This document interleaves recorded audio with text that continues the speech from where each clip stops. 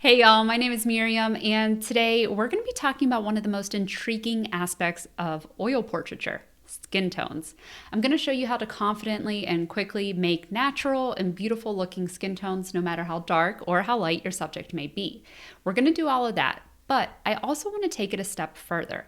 I want to change the way you approach skin tones in your portraiture.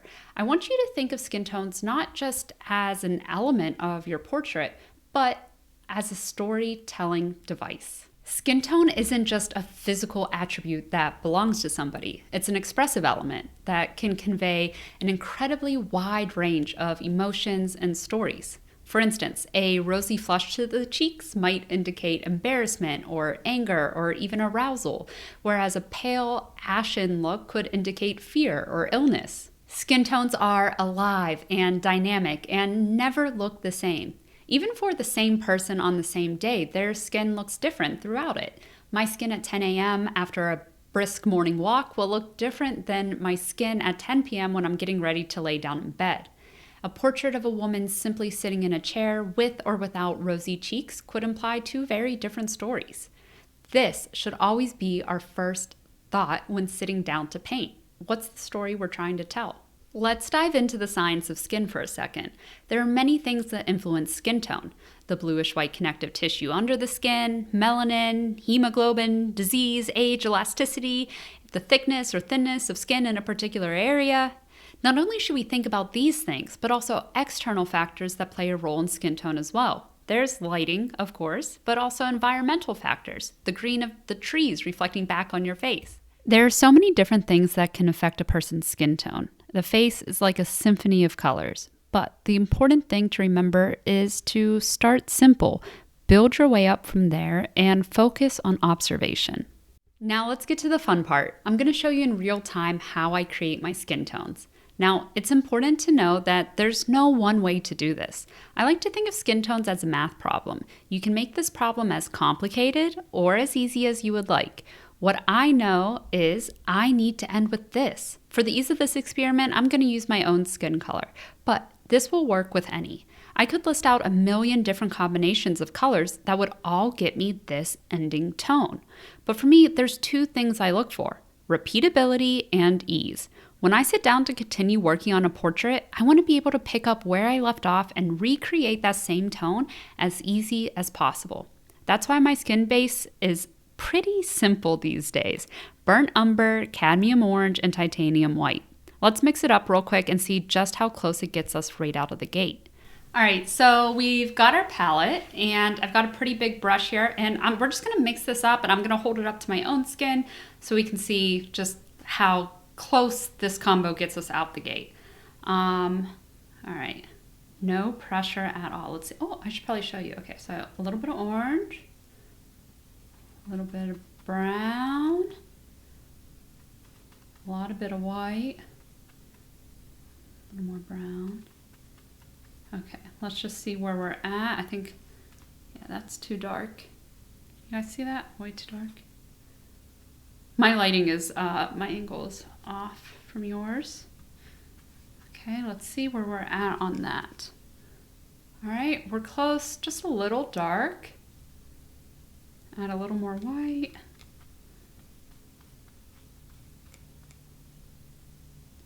All right, that's a pretty good base. Now, notice I said base. That's because that's what this is. It's just a base to get me started with my skin tones. It's a nice thing that I can easily replicate every time I sit down to paint. But let me show you some of the other colors that I use for when I need to tint it more yellow, more cool. If I want to add a real fleshiness to it, if I want to add warmth, I'll show you that right now. All right, so I just went and grabbed a few of those colors, and I want to show you. So the color that we just mixed up together, this one, let me just show you again. Okay, so my skin, like you guys can probably see, I have a lot of redness in my skin, but a lot of times especially like if you're working on the hands, the body part, like the face is usually redder than other parts of the body. So if I'm moving into the forehead or, the arms, body, I will typically add a little bit of this. And this is, you can't see that it's like on its last leg, some of these bottles of paint. It's because they're so well loved, but this is Indian Lake Extra, and it's a yellow color, okay? I really love this one, and you just need a little tiny bit of it added to your base, and it works really well. Again, no matter how light or dark the skin tone is. All right, the next color that I have, and if you guys have caught any of my live streams recently, I've been raving about this color. This is called Crap Black Rose. Am I saying that right? Crap Black Rose. I literally have to double check every single time because the name is so crazy. It sounds wild. But yeah, this is a the best way I could describe it is it's a fleshy color. No matter how dark or how light your skin is, you can add this in and it just adds such a wonderful quality. I like to use this actually on that portrait in the back. I've been using it on the hands, a lot on the face. I love this color. It's really fun. It's transparent. It adds really well to any color. Okay, next up. This is another well-loved tube of paint. This is Vermilion Extra. You guys can see that color there. I really love this for in the ears and maybe just a little bit on the cheeks. It's a really pretty, fun color. The last one I will use, this is called Luminous Opera, and it's actually a neon pink. And if I do ever run into an area where my colors have inadvertently become too desaturated, I will add a little bit of this just to kind of revive that area. Now, as for cooler areas, my favorite is adding a touch of ultramarine blue. You really don't need a lot. Like, you just need the tiniest amount to cool down that area. And then if I'm working on like really blue skin tones, like unnaturally blue, like that guy back there, I will even add in some Payne's gray into that mix. But I wouldn't use that typically for neutral skin tone portraits. Yeah, so those are like my favorite go-to skin tone colors. Let me mix up a dark tone for you real quick, just to show you what that looks like. All right, so using the same base of cadmium orange, burnt umber, and titanium white, we can create really beautiful dark skin tones as well. I'm just using burnt umber, cad white, or titanium white. Okay, let's see. Okay, and so right off the gate, it gives us a really beautiful, rich skin tones. So one thing that you want to remember about dark skin tones, they're dark because they're full of color. They're full of life. You don't want to you don't want to use black, like black paint, or anything that's really super desaturated.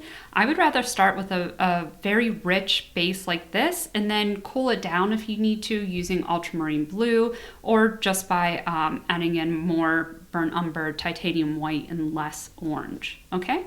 So just really simple mix for skin tones. Remember, it's just a base. It's your starting off point. Now let's talk about two of the most common pitfalls artists fall into when creating skin tones: muddy colors and flat looking skin. Let's start with flat looking portraits. This is one of the most common errors I see people make, but it's also one of the easiest to fix. All right, I pulled some images from the Met's Open collection. I thought they'd be good ones for us to talk about. Now, let's take a look at her face, and we're just gonna pick a good mid-tone. I'll pull up the color picker tool so that you guys can see. Now, look at where that color is on the little chart. Now, if you see, the further that I go to the left, the more gray the colors get, the less saturated they are, and the further I go to the right, the more saturated they are. Now, here's where people get tripped up. They underestimate their shadows. Watch what happens to that little circle when I actually click into the shadow area. People assume that because it's darker, it's in shadow, that it's going to be less saturated and more gray. But do you see that little dot actually is moving closer to the right side, to the pure color side? Even under the chin, when I click into here, where it kind of looks a little more gray and cool, it's still super saturated. I'll go back into the midtones just so you can see. Look at how that dot moves back over to the left. And anytime I click into the shadows, I'm going back over to the right. That's because those shadows are packed with color, absolutely packed with color. Now, of course, lighting will play into this, but I'm going to show you an example next of a portrait where there's even cooler tones, and you'll see that this generally applies to that too. All right, we have this portrait here, and as you can see, there's much cooler light hitting him. Just overall, a lot more, even grayer tones. But let's look at some of the skin tone. Okay, so I just picked up mid-tone somewhere up on his forehead. You can see that skin is a lot cooler than our previous portrait. Now, look at the shadows and watch what happens to that little dot. Yes, it's super dark, but it's also super saturated. Look at those shadows. They're packed with color. That's, some of these areas we're getting really close to just pure color. They're super saturated. Look at the beard. Even though I have a lot of gray in that beard, a lot of cool tones hitting in that beard, those shadows are still really warm, really rich, and really packed with color. Now look at when I hit the highlight of the beard, you can see a lot cooler, a lot grayer, but as soon as I transition into the shadows, watch that dot move back over to the right side of the color graph. The second thing that you should try and avoid is overmixing your terminator, or the line that separates your shadows from your lights. What often happens here is that artists mix their darks into their lights and they inadvertently create a tone or muddy color. This is why a lot of people will suggest not mixing on the canvas. But I love doing it. I blend my colors all the time on the canvas. Just know you can rectify it by going in and increasing the saturation back in that area. Oftentimes on the face where light turns into shadow, we also see a little warmth there. I like to play with this a lot too, not only increasing saturation in those areas, but also adding a bit more red and orange. It adds a fun pop and really makes it feel like the form is coming out at you. As you practice painting skin tones, remember the importance of observation. Study how skin looks under different lighting conditions and in different environments, and try your best to get as much practice from life if you can, even if it means you're just painting yourself. Now, before we finish up, I want to give a big thank you to everyone for subscribing, commenting, liking my channel, and an extra big thanks to all of my folks over on Patreon. Your support makes these videos possible. So, thank you. Bye, guys.